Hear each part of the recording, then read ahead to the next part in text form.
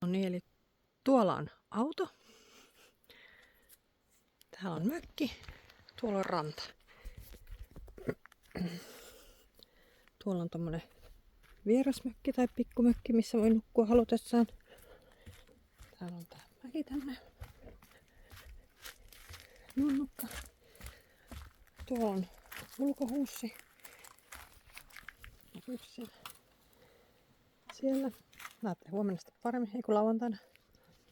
Mutta joo, järvi on tosiaan näin lähellä. Siellä on grilliä ja kiertäisi täältä kautta. Tuossa on paljon. Täällä on jonnin verran mustikkaa. Tonne voi laittaa katiskaa, jos haluaa tonne reunaan. Tässä on sauna. Täällä.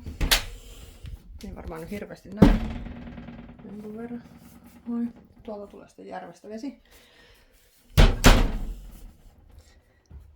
Tässä on pikkuinen tämmöinen kuisti. Sitten täällä on kauheasti kaunis.